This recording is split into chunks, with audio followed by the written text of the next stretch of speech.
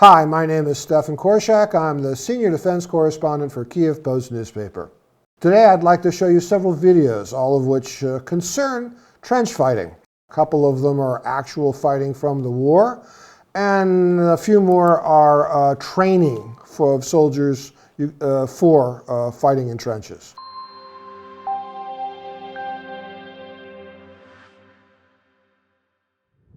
There are two pieces of information that probably I'd like to leave you with. One of which is that trench fighting is on foot, it's slow, and the results just can't come quickly because of the nature of the fighting. And the second is that the way that we think trench fighting looks from the movies is nothing like the reality, which we all know. But more importantly, the training that people do for trench fighting, including for Ukrainian soldiers, also, between the practice and the reality, big difference. And I'd just like to show you all that. So without further ado, let's move to the first video. Okay, here we see a few soldiers, they're in their hole, and they get fire coming in, so they duck. All they see basically is the sky. There's a lot of noise, it's very frightening, and there's no idea where anything is coming from. There is an explosion. Who caused it? What was it? Not clear. So now they shoot back. They still don't know what's going on probably. And they're firing in a general direction of where they think things are coming from. That's what the fighting looks like. All right, this video is of Norwegian soldiers in Afghanistan practicing clearing trenches and fortified positions. If you wish, this is at least one version of how Western troops, at this point NATO for sure, are planning to clear a trench. And as you can see, the soldiers are moving carefully, they're very tightly together. There's even a range officer holding up a red flag to show everybody that these guys are walking along probably with live ammunition, and they're moving through a trench that is, at best, shoulder high. They are moving forwards, and it is like paintball in the sense that if you come around the corner and you get surprised, then you get shot. Of course, in a war, that means you get very badly injured or die. But the principle is the same. You have to be very careful moving forward. And here we see them coming to a corner and thinking about what to do next. And this gentleman is simulating throwing a grenade, not necessarily in the direction that they're going, and they're advancing. Grenades are useful in trench warfare because they allow you to hurt the enemy without sticking your head up much. And we see them moving forward even more. As you will see later on, they are probably standing up too tall for the terrain. Now they're a little bit lower, and they're practicing shooting around a corner, and they are doing all of this, of course, for news cameras, so this may not be exactly how they fight in reality. But in any case, this is them training. And this, if you will, was the state-of-the-art of clearing a fortified position by a NATO formation prior to the Ukraine-Russia war. So that's sort of the before. Okay, here we have a video. This is the Estonian army working with the British army, and they're in trenches. These guys are planning a defense apparently. They're carrying lots of stuff. It's cold, and we have a man standing behind a tree. Now, in the war here, that's not necessarily the best thing to do, but this is how a NATO unit practiced in a wintertime situation. And as I understand it, this kind of training was taking place following Russia's invasion of Ukraine. So we can say that this is, at least to some extent, what NATO was thinking about trench clearing as the war in Ukraine was going on, and having learned whatever it is that they've learned in NATO about that kind of situation. We see soldiers getting ready to receive the enemy, sticking their heads up, And now we have a British Army media officer explaining about how this training incorporates experiences of the Ukrainian military in the war against Russia. It's up to you, I think, to judge the degree to which this resembles Ukraine. There are some places in Ukraine that are pine forest. There are some places in Ukraine where the cover is high. There are some that are quite open. The thing that I would ask you to pay attention to, and that caught my attention anyway, is the degree to which the soldiers are not in the trenches. This is, of course, winter training, and this is, of course, training that is being performed in front of television cameras. So this might not be how they actually train, but how they just want to show the public that they train.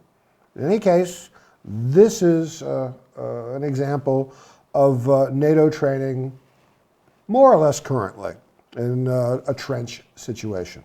We're now seeing mortars being used to support the defenders, and that's a mortar explosion.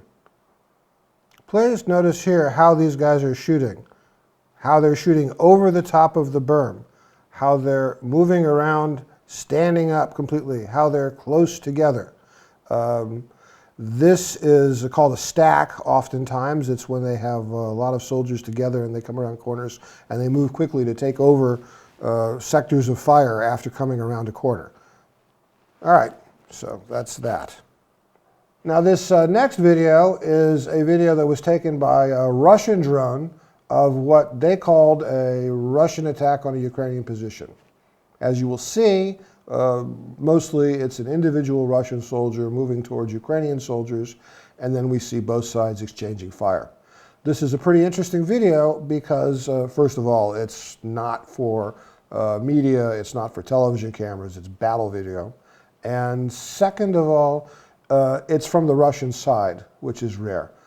We at Kyiv Post think that this is a legitimate video and that what we are seeing is not posed. It's actually a combat activity on the battlefield. This is in the southern sector, we probably think. If you look on the lower left, you'll see a man in a black shirt moving forwards in a trench. You can see now he's exchanging fire with Ukrainians, and now he's backing up, and that the bullets are hitting not where he is, but around where he was. And now he's getting away. It's not so easy to see, but the trenches are much deeper than what the case was in the training. Now he's throwing a grenade, and he really threw it far. In fact, you're going to see in a second that it explodes. There's the explosion beyond where he wanted to throw it. He wanted to get it in among the Ukrainians, and because he had a strong arm, but didn't know exactly where the Ukrainians were, probably, it blew up not where he needed it to. So now he's coming forward again.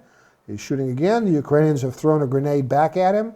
Not much grenade throwing that we saw in the training. In some training, certainly they do throw grenades, but in the videos that I showed you, there wasn't any practice grenade throwing. And if you'll notice that instead of being all stacked up, there's another grenade being thrown. The Russians are very, very far apart. They're not all back, front to back and waiting to go around a corner. They're moving forward very carefully, very gingerly. They probably don't know exactly where the Ukrainians are, but they do know they're there because the Ukrainians have already shot back. That was some attempts by the Ukrainians to shoot the Russian. They missed. And you'll see that, except in one case, this Russian fellow doesn't seem to have come even close to any of the Ukrainians. It's all fire in a general direction. That's one of the things that we see constantly in this war, is soldiers lifting up their weapons and firing over the top of the berm and not aiming. There's a good reason for that. You can get shot if you stick your head up, and it's much better to throw ammunition in the general direction of the enemy in the real war than it is to stick your head up, because generally if you do that enough, you're going to get shot. So now we have sort of a standoff, and we're going to see how nothing really happens after that. It looks like there's a Ukrainian retreating. Maybe he was hit and injured. And that's, for your information, a beat-up anti-mine vehicle that didn't work out very well in a real war. There's another grenade thrown. And if this looks like kind of a stalemate and not a lot happening in terms of ground being exchanged, taken, or lost. That's exactly the case. This is the way the war really is. You have soldiers moving into each other's positions, or trying to shoot it out without getting killed themselves. And they're not in a hurry. They can't be in a hurry. They risk their lives if they're in a hurry. So it goes very, very slowly. This is the reality. We have seen this in videos hundreds of times. The soldiers tell us the same thing. The trench warfare is not dynamic. It's not fast. It's slow. So some people say, well, okay, well, why can't we train the Ukrainians to attack more quickly? Well, all right, let's find, there's a video for that.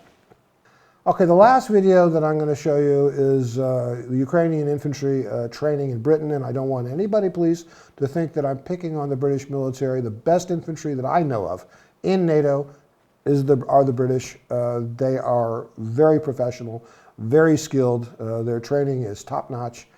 But they are limited at times in what they can show the Ukrainians because they don't have as much time as they might like with the Ukrainians, and because the Ukrainians that they're training are generally green recruits.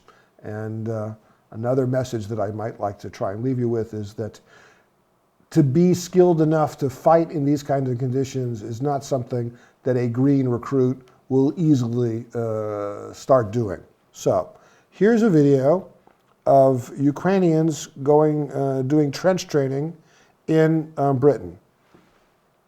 See how close together they are? Based on the videos that we've just seen, this is probably not a great idea.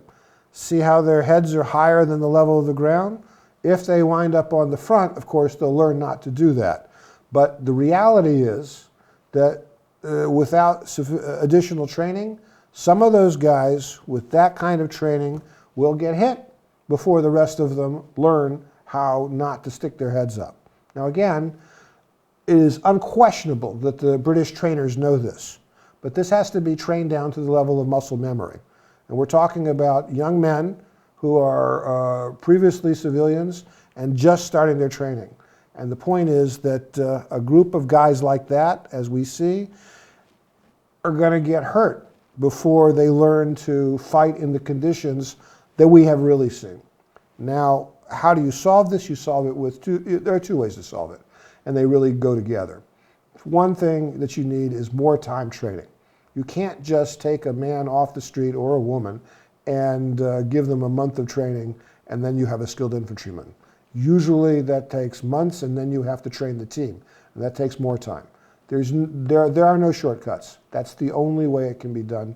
And then even if you do it, a skilled infantry unit will nevertheless take casualties, and so you have to have replacements coming in. It's time consuming, it's resource intensive. And the other piece of that is that if you are just sending the infantry in without fire support, then they gain ground and move forward at the price of their own casualties. If there is massive fire support, and this is, for instance, the way the Americans like to do it and the Russians when they have the ammunition, then yeah, then the infantry will move forward and not take so many casualties, and they will survive longer to develop the skills to fight in an environment like this and survive. At the present point in time, the Ukrainian military is limited in the amount of artillery ammunition it has, and there are some problems that it has in terms of putting lots of firepower down on a position before they send in their infantry to attack it. So, as a result, what you have are very short range, very limited Ukrainian infantry attacks that are going to continue for a very long time. And the short-term solution is to let them have the time to learn how to do it on a larger scale, and to give them the firepower to not take ground using just the lives and bodies of their infantry. They need more firepower, in our view. So that was some videos from Kyiv Post. My name is Stefan Korshak, and I want to thank you very much for taking the time to watch this.